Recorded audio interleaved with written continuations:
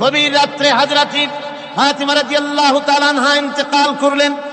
কিছু সংখ্যক সাহাবীদের কাছে খবর দিয়া অল্প সময়ের ভিতরে জানাজার ব্যবস্থা করা হলো। হযরত আবু যর গিফারী রাদিয়াল্লাহু তাআলা আনহু কবরের ভিতরে নেমে গেলেন। কবরের ভিতরে নেমে গিয়া হযরত আবু যর বলেন, রে কবর, তোর ভিতরে আজকে কাকে রাখবো, তুই কি তা জানিস নাকি? কোনো জবাব আসে না। হযরত আবু যর বলেন, কবর রে, তোর ভিতরে আজকে যাকে রাখবো তিনি হতেছেন হযরত ইমাম হাসান হোসেনের মা, বেহেশতের সমস্ত জওয়ানদের সরদার হবেন যারা, সেই দুইজনের মা তোর ভিতরে রাখবো, খবরদার বেয়াদবি করবি না। কোনো জবাব না পেয়ে হযরত আবু যর বলেন, ওগো কবরের মাটি, তোর ভিতরে কাকে রাখবো কি জানিস? আসাদুল্লাহিল গালিব, দুনিয়ার সমস্ত কাফেরদের বিরুদ্ধে আল্লাহ রাব্বুল আলামিন যাকে বাঘ বানিয়ে পাঠালেন, সেই হযরতে আলী, তার স্ত্রী রেখে যাব, খবরদার বেয়াদবি করবি না। কোনো জবাব আসে না। হযরতে আবু যর বলেন, কবরের মাটি, তোর ভিতরে যাকে রাখবো তিনি হলেন খাতুনে জান্নাত, বেহেশতের সমস্ত মহিলাদের সরদারিনী হবেন যে ফাতেমা, তারে রেখে যাব, তোর ভিতরে খবরদার কোনো বেয়াদবি করবি না। আবার হযরত আবু যর বলেন, কবরের মাটি, তোর ভিতরে কারে রাখবো কি জানিস? তোর ভিতরে আজকে যাকে রেখে যেতেছি তিনি হলেন আখেরি জামানার পয়গম্বর বিশ্বনবী জনাবে মুহাম্মদ রাসূলুল্লাহ সাল্লাল্লাহু আলাইহি ওয়াসাল্লামের কলিজার টুকরা মা ফাতেমাকে তোর ভিতরে রাখবো, খবরদার কবরের মাটি বেয়াদবি করবি না। কিতাবে এসেছে হযরত আবু যরকে বাড়ি শুনতে পেলেন, আওয়াজ এলো, কে যেন বলতেছে, রে আবু যর, আমি ফাতেমা কি চিনি না, হাসান হোসেনের মা কি চিনি না, আলীর স্ত্রী চিনি না, রাসূলের মেয়ে মা ফাতেমা কি চিনি না। আমল যদি ভালো হয় আমার ভিতরে, আমল ভালো নিয়ে যে আসবে শান্তিতে থাকবে, আর আমল যদি খারাপ হয় আমার ভিতরে, তার অবস্থা চূড়ান্ত হয়ে যাবে। আমার ভাইরা, আমার বন্ধুগণ, আমলের উপরে ভিত্তি করে কিয়ামতের দিন নাজাত হবে। আমল যদি খারাপ হয়ে যায়, কিয়ামতের দিন কেউ তাকে বাঁচাতে পারবে না। এই জন্য কিয়ামতের ময়দানে, হাসরের দিনে আল্লাহর হাবিব জনাবে মুহাম্মদ রাসূলুল্লাহ সাল্লাল্লাহু আলাইহি ওয়াসাল্লাম সিজদায় পড়ে কাঁদতে থাকবেন। আল্লাহ রাব্বুল আলামিন বলেন, হাবিব রে, আপনি কাঁদেন কেন? আজকে তো আপনার কাঁদার দিন না, আমি আপনাকে মাকামে মাহমুদ দান করেছি, আমি আপনাকে কাউসার দান করেছি, আপনার আজকে সম্মানের দিন, মর্যাদার দিন, কাঁদেন কেন? আল্লাহর হাবিব বলবেন, রব্বুল আলামিন, মাকামে মাহমুদ পেয়েছি, কাউসার পেয়েছি, কান্দি এই জন্য আমি দেখতে পাচ্ছি আবার সামনে দিয়া ফেরেশতারা আমার উম্মতগুলি জাহান্নামের দিকে নিয়ে যায়। আল্লাহ রাব্বুল আলামিন বলবেন, ওগো আমার হাবিব, আমি আপনাকে ক্ষমতা দিলাম, আপনার জান্নাতি উম্মতগুলি আপনি বেছে নেন। আল্লাহর হাবিব তার জান্নাতের উম্মতগুলি বাঁচতে থাকবেন। হযরত আয়েশা বলেন, ইয়া রাসূলুল্লাহ, কিয়ামতের ময়দানে লক্ষ কোটি কোটি মানুষের ভিতরে আপনার জান্নাতি উম্মত আপনি চিনবেন কি করে? হুজুর বলেন, আয়েশা, কোন একটি ঘোড়ার কপাল যদি থাকে সাদা, এই সাদা কপালওয়ালা ঘোড়াটা যদি অসংখ্য ঘোড়ার ভিতরে যদি হারিয়ে যায়, তাহলে সাদা কপালওয়ালা ঘোড়ার মালিক তার ঘোড়াকে পাবে কিনা বলো? হযরত আয়েশা বলেন, হুজুর, অনায়াসে পাবে। আল্লাহ রাব্বুল আলামিনের হাবিব বলেন, আয়েশা রে, কিয়ামতের ময়দানে আমার যেই উম্মতেরা নামাজি ছিল, দিনদার ছিল, পরেজগার ছিল, দুনিয়ার বুকে ঈমান নিয়ে যারা চলাফেরা করেছে, আমার দিন কায়েমের, আল্লাহর দ্বীনের জন্য যারা কাজ করেছে, ওদের চেহারা নূর চমকাতে থাকবে, ঈমানের নূর কিয়ামতের দিন চমকাতে থাকবে। সেই ঈমানের নূর দেখে দেখে আমি আমার জান্নাতি উম্মতগুলি আমি বেছে নেব।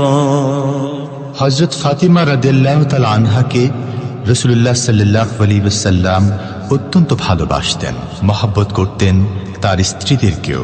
তার স্ত্রীরাও রাসূল করিম সাল্লাল্লাহু আলাইহি ওয়াসাল্লামকে ভালোবাসতেন প্রাণ উজাড় করে দিয়ে। নবীজি বলেছেন, কন্যার পিতাদেরকে গালি দিও না। অনেকে টিটকারি করে, বারবার মেয়ে হয় ছেলে একটাও হয় না, সেই জন্য টিটকারি বটকারি করে। আল্লাহর নবী বলেছেন, মেয়ের পিতাকে গালি দিও না, ঠাট্টা করো না, যেহেতু আমি মুহাম্মদ রাসূলুল্লাহ সাল্লাল্লাহু আলাইহি ওয়াসাল্লাম, আমি মেয়েদের পিতা, আমি নিজে মেয়েদের পিতা। খাও না, মেয়েদের পিতাকে গালি দিও না। রাসূলুল্লাহ বলেছেন, আকাশের নিচে জমিনের উপরে খাদিজার মতো মহিলা আর নাই। সেই হযরতে খাদিজা রাসূলের 4টি মেয়ে পেটে ধারণ করেছিলেন। সুবহানাল্লাহ। মেয়ের প্রতি রাসূলুল্লাহ যথেষ্ট মহব্বত করতেন। মেয়েকে খুব ভালোবাসতেন হুজুর সাল্লাল্লাহু আলাইহি ওয়াসাল্লাম। হুজুরের কলিজার টুকরা ছিলেন মা ফাতিমা রাদিয়াল্লাহু তাআলা আনহা। হুজুর যখন কোথাও যেতেন সকলের শেষে দেখা করতেন ফাতেমার সঙ্গে, আর বিদেশ থেকে সফর করে এসে সকলের আগে দেখা করতেন ফাতেমার সঙ্গে। সুবহানাল্লাহ। রাসূলুল্লাহ আরো বলেছেন, তোমরা যখন বাজারে যাবে বা ব্যবসা করতে যাবে বা বিদেশে যাবে, আসার সময় যে সব হাদিয়া নিয়ে আসো। আমরা যখন বাইরে যাই, বাজারে যাই, কিছু হাদিয়া আনি না? জামা কাপড়, চকলেট ইত্যাদি আমরা আনে থাকি। রাসূলুল্লাহ বলেছেন, হাদিয়াগুলি তোমরা যারা বিদেশে যাও, বাজারে যাও, হাদিয়া আনবে আর এনে ঘরের মধ্যে ঢুকে তা শুরু করবে মেয়েকে দিয়ে। প্রথমে দেবে মেয়েকে। সুবহানাল্লাহ। মেয়ের মর্যাদা ইসলামে সব চাইতে বেশি। কোন যুগে? যে যুগে মেয়ে হলে পরেই মাটির নিচে ঘিরে রাখতো, আছাড় মেরে বেড়ে ফেলে দিত। বেআইনি যামবিন কুতিলাত, কোন অপরাধে তাদেরকে হত্যা করা হলো। আল্লাহ পাক কোরআনে কারীমের মধ্যে বলেছেন তাদের অপরাধ আর কিছু না, তারা নারী, এই জন্য তাদেরকে মেরে ফেলা হতো। রাসূলুল্লাহ তাদের ইজ্জত দিলেন। সুবহানাল্লাহ বিহামদিহি। রাসূলুল্লাহ সম্মান দিলেন, ইজ্জত দিলেন তাদের। কন্যা হিসাবে নারীর এই মর্যাদা। ফাতেমাকে রাসূল এত ভালোবাসতেন, ইন্তেকালের সময় হযরত ফাতেমা কাঁদতে কাঁদতে বেহুশ হয়ে যাওয়ার উপক্রম হয়ে গেল। রাসূলুল্লাহ হযরত ফাতেমাকে ইশারা দিলেন। হযরত ফাতেমা তার কান নিয়ে রাসূলুল্লাহর মুখের কাছে লাগাই দিলেন। আল্লাহ নবী কি যেন বললেন কানে কানে। হযরত ফাতেমার কান্না বন্ধ হয়ে গেল। হযরত আয়েশা বলেন, মা, রাসূলুল্লাহ তোমার কানে কানে কি বলল আর তোমার কান্না বন্ধ হয়ে গেল? হযরত ফাতেমা বলেন, ইয়া আম্মা জান, আমার আব্বা আমার কানে কানে বলল, মা ফাতেমা তুই কাঁদিস না, তোর কান্না আমার বরদাস্ত হয় না, তোমাকে কাঁদতে হবে না। আমি তোমাকে সুসংবাদ দিয়ে যেতেছি, আমি মরে যাওয়ার পর সর্বপ্রথম তোমার সাথে আমার দেখা হবে। রাসূলুল্লাহর এই ভবিষ্যৎবাণী হযরত ফাতেমা বুঝতে পেরেছেন যে হুজুরের ইন্তেকালের পরে আমার বেশি দেরি হবে না, আমিও তাড়াতাড়ি হুজুরের সাথে শামিল হতে পারবো। হুজুরের ইন্তেকালের 6 মাস পরেই হযরত ফাতেমা রাদিয়াল্লাহু তাআলা আনহা ইন্তেকাল করেছেন। কন্যা হিসাবে নারীর মর্যাদা ইসলাম অনেক অনেক গুণে বাড়িয়ে দিয়েছে। এই কন্যা শিশু, কৈশোর, যৌবন পেরিয়ে যখন যৌবনে তার বিয়ে হয়ে যায়, আল্লাহ রাব্বুল আলামিন তখন বলেন, ওয়া মিন আয়াতিহি আন খালাকা লাকুম মিন আনফুসিকুম আজওয়াজান লিতাসকুনু ইলাইহা ওয়া জাআলা বাইনাকুম মাওয়াদ্দাতান ওয়া রাহমা। আল্লাহ পাক বলেন, আমার নিদর্শনের ভিতরে এটিও একটি নিদর্শন, আমি তোমাদের থেকে তোমাদের জোড়া তৈরি করেছি, তোমাদের স্ত্রীদেরকে তৈরি করেছি, তোমাদের সাথে তোমাদের স্ত্রীর ভালোবাসা সৃষ্টি করেছি, মহব্বত সৃষ্টি করেছি। এই মহব্বত আমি আল্লাহ তৈরি করেছি। আর যখন বুড়ো হয়ে যায় মানুষ, স্বামী স্ত্রী যখন বুড়ার বুড়ি হয়, তখন আর ভালোবাসা থাকে না, তখন ওই ভালোবাসা সহৃদয়তার করুণায় আমি আল্লাহ পরিণত করে দেই। বুড়ার জন্য তখন বুড়ি ছাড়া আর উপায় নাই, বুড়িরও আর বুড়া ছাড়া উপায় নাই। তখন ভালোবাসা কোনো বিশেষ কোনো অক্ষণীয় ভালোবাসা নয়, তখন একের উপরে অন্য একদম নির্ভরশীল হয়ে পড়ে। আল্লাহ পাক বলেন, এই অবস্থা আমি আল্লাহ সৃষ্টি করে দেই। সুবহানাল্লাহ। স্ত্রীকে রাসূলুল্লাহ কত ভালোবাসতেন। আল্লাহর নবী বলেছেন, আমার কাছে 3টা জিনিস প্রিয়, একটা হচ্ছে সুগন্ধি, একটা হচ্ছে নামাজ, আরেকটা হচ্ছে স্ত্রী। সুবহানাল্লাহ। স্ত্রী আমার কাছে প্রিয়। হুজুর বলেছেন, তোমাদের মধ্যে সেই ব্যক্তি উত্তম যে ব্যক্তি তার স্ত্রীর কাছে উত্তম। আমি আমার স্ত্রীদের কাছে উত্তম ব্যক্তি। সুবহানাল্লাহ। রাসূলুল্লাহ স্ত্রীকে কত ভালোবাসতেন। বিশ্বনবী রাজনৈতিক কর্মকাণ্ড চালাচ্ছেন, যুদ্ধের দামামা বাজতেছে, চতুর্দিকে কত অশান্তি, সবকিছু চলছে, স্ত্রীর হক আদায় করতে ভুলে যাননি। রাতের বেলায় হযরত আয়েশার বয়স কম, তাকে নিয়ে রাসূলুল্লাহ একটু সুযোগ পেয়েছেন, বলছেন, আয়েশা সব তো ঘুমিয়ে, চলো আমরা একটু দৌড়াই। ওই যে দূরে একটা জিনিস দেখা যায়, দৌড় দাও, দেখি কি আগে যায়। দুজনে দৌড় প্রতিযোগিতা করলেন। দৌড় প্রতিযোগিতায় হযরত আয়েশা ফার্স্ট হলেন, হুজুর পিছনে পড়ে গেলেন। হযরত আয়েশা খুব আনন্দ করলেন যে আপনি কিন্তু আমার সাথে দৌড়ে পারলেন। পরবর্তী কিছু কাল যাওয়ার পর হযরত আয়েশা বলেন, হুজুর আজকে আবার বললেন যে চলো আয়েশা একটু দৌড়াই। হযরত আয়েশা বলছেন যে সেদিনের তুলনায় আমার শরীর একটু, আমি মুটিয়ে গেছি, শরীরটি স্থূল হয়েছে, আমি আজকে দৌড়ালাম কিন্তু পারলাম না। রাসূল আগে চলে গেলেন, আমি হাঁপাতে হাঁপাতে যখন হুজুরের কাছে চলে গেছি, হুজুর তখন মুস্কি হেসে আমাকে বললেন, আয়েশা ওই সেই দিনের জবাব আজকে দিয়া দিলাম। সুবহানাল্লাহ বিহামদিহি, সুবহানাল্লাহ বিহামদিহি। বিশ্ব নবী কত বড় আদর্শ বিশ্ব মানবতার জন্য। তিনি বলেছেন, আরাফাতের ময়দানে রাসূলুল্লাহ বলেছেন, তোমরা যেমন পড়বে তোমার স্ত্রীদেরকে তেমন পড়াবে, তোমরা যেমন খাবে তোমার স্ত্রীদেরকে তেমন খাওয়াবে, স্ট্যান্ডার্ড মেনটেন করবে। তুমি ভালো দামের কাপড় পরবে, স্ত্রীকে খারাপ দিবে তা নয়। অধিকার দুজনেরই সমান, স্বামী এবং স্ত্রী সমান অধিকার। কিন্তু আমরা তা বুঝতে পারি না, বুঝতে চাই না। আমরা অনেকে মনে করেছি বিয়ে যখন করছি তখন আমি তো নওয়াবজাদা নসরুল্লাহ খান, আর বউ তো কেনা দাসী না। সে কিন্তু দাসী না, তার মর্যাদা আছে, তার সম্মান আছে। তার সম্মান আপনাকে দিতে হবে। রাসূলুল্লাহ দিয়েছে, আপনাকেও দিতে হবে। রান্না বান্না হতে দেরি হয়, কত গালাগালি শুনতে হয় নারীকে।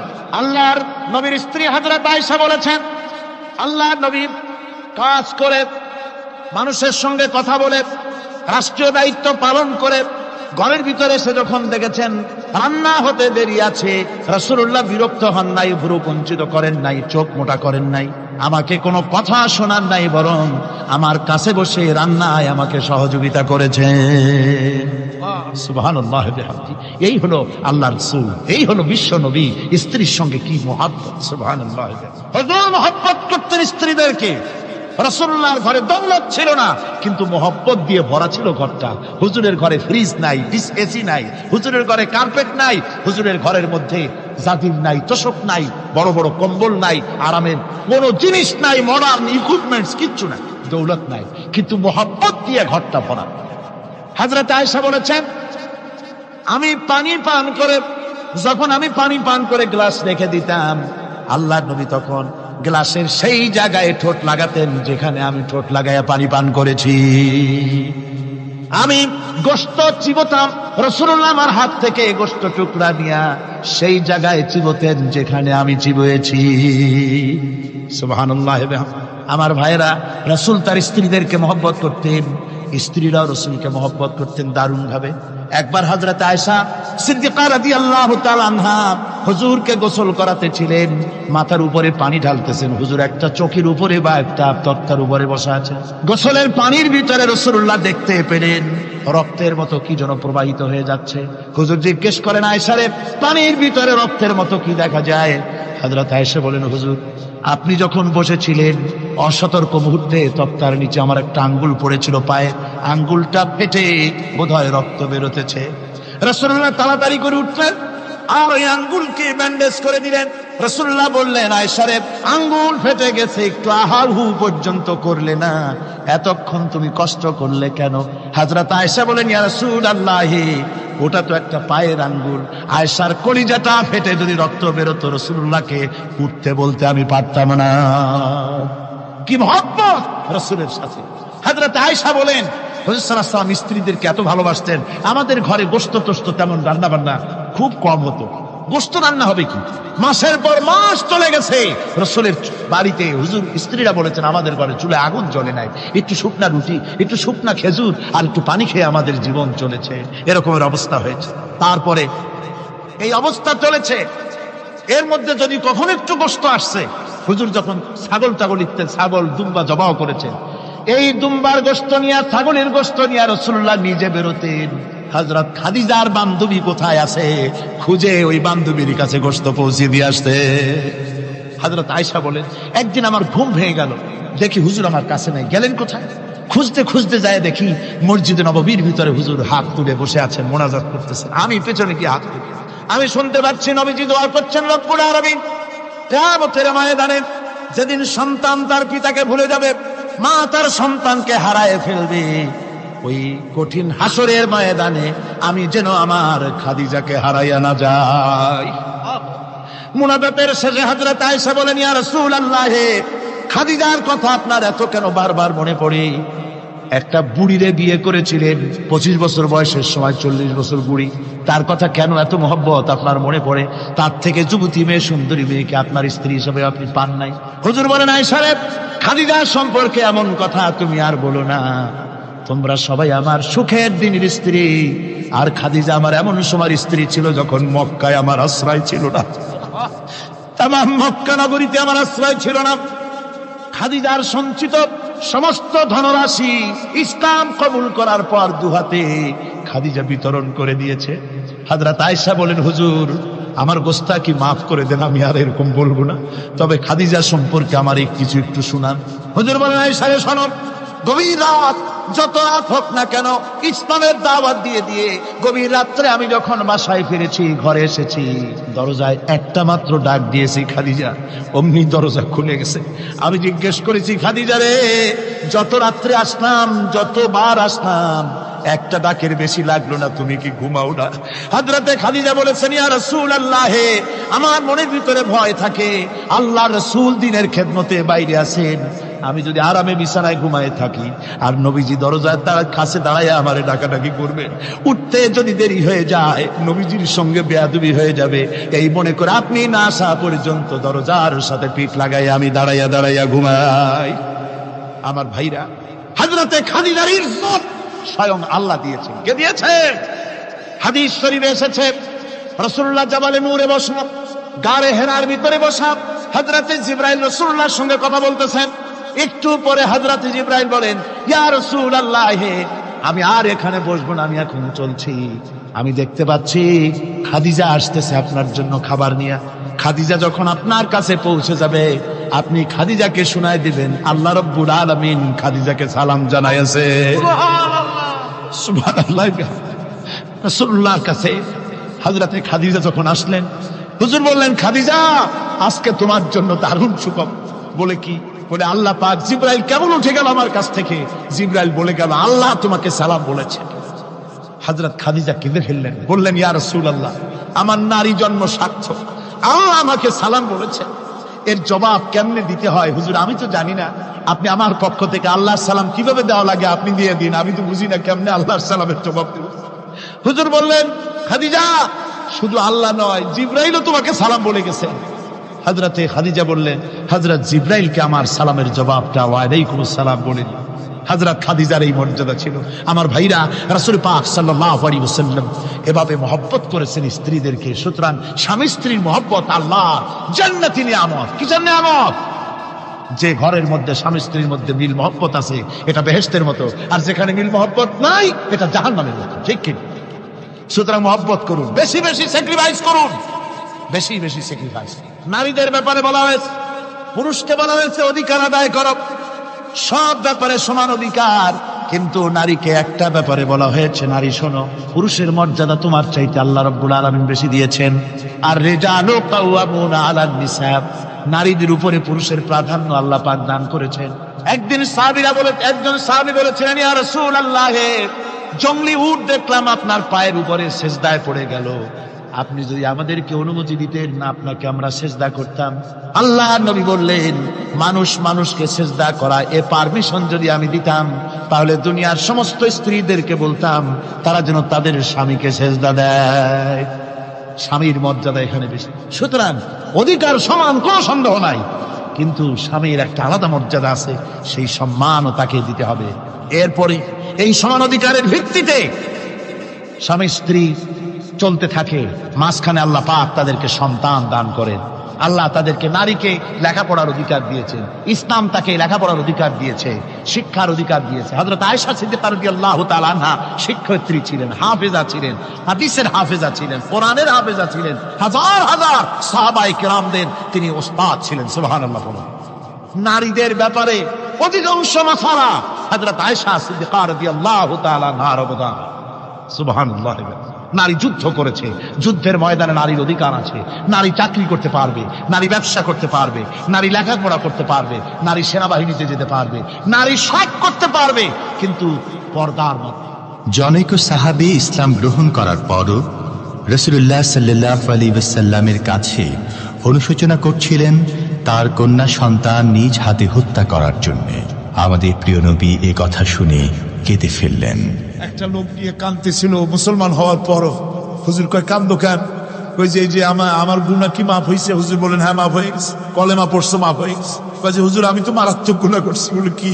বলে আমার একটা মেয়ে, সেই মেয়েটাকে নিয়ে আমি, ঘটনা লম্বা, আমি সংক্ষেপে বলতেছি, মেয়েটাকে ফাঁকি দিয়া তারে আমি মারবো, বুঝতে দেই নাই আমার বউরে। বললাম চলো বেড়াইতে যাই, মেয়েটা আমার সাথে সাজাই দিয়েছে তার মা, বেড়াতে নিয়ে যাবো এই কথা মনে করে। মেয়েটা কদ্দূর যায়, আবার আব্বা আব্বা বলে আমার দিকে ফিরে আসে, আবার পিছনে থাকে, আবার আব্বা আব্বা বলে জড়ায় ধরে। এইভাবে করতে করতে যখন নির্জন এলাকায় গেলাম, আমি পাহাড়ের পাশে গর্ত খোঁড়া আরম্ভ করলাম। গর্ত কুচি আর মাটি ছিটে এসে আমার দাড়িতে লাগে। বাচ্চা মেয়েটা আমার কাছে এসে দাড়ি দিয়ে ধুল ঝাড়ায় দেয়, আব্বা তোমার দাড়িতে ধুল লাগতেছে, তুমি এই কষ্ট করতেছো কেন?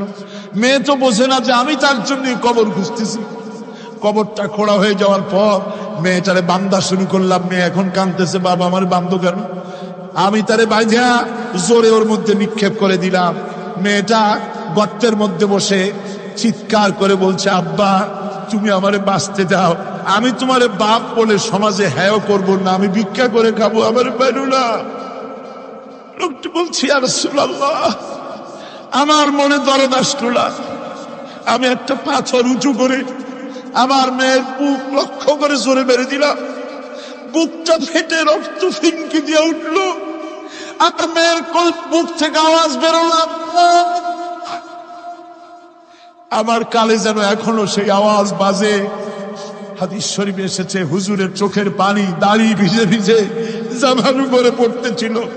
হুজুর বললেন, আহারে, মানুষও পারে এইরকম কাম করতে। পৃথিবীতে নারীর যখন কোনো সম্মান ছিল না, মর্যাদা ছিল না, সেই সময় আমার রাসূল, আমার বিশ্বনবী নারীদেরকে সম্মানের হাত ধরে গর্তের ভিতর থেকে উঠাইয়া রানীর সিংহাসনে বসায় দিলেন। সুবহানাল্লাহ, মায়ের মর্যাদা দিয়ে দিলেন। সুবহানাল্লাহ, নারীরা আমাদের মায়ের জাত। নারীরা আমার কিয়ের জাত? মায়ের জাত। আমার মা বোনেরা, তোমাদের সম্মান কত তোমরা জানো না। আমরা পুরুষ, আমাদের পায়ের তলে জুতা, আর তোমরা আমাদের মায়ের জাত। তোমরা নারী, তোমাদের পায়ের তলে আল্লাহর জান্নাত, আল্লাহর বেহেশতটা তোমাদের পায়ের তলে। এই সম্মান আল্লাহ তোমাদের দিয়েছে, নবী দিয়েছে। সুবহানাল্লাহ কর। ভাইরা আমার, অধিকার ইসলাম দিয়েছে। বিবাহ যখন হয়, এই বিবাহের সময় এজেন্ট আনতে হয়। আর বিবাহ হচ্ছে বিবাহ বৈঠক। এজেন্ট আনার জন্য ওই যে কি জানি কয়, ম্যারেজ রেজিস্ট্রার বা মৌলবি সাহেব, কার অনুমতি আগে নেয়? বলেন কার অনুমতি?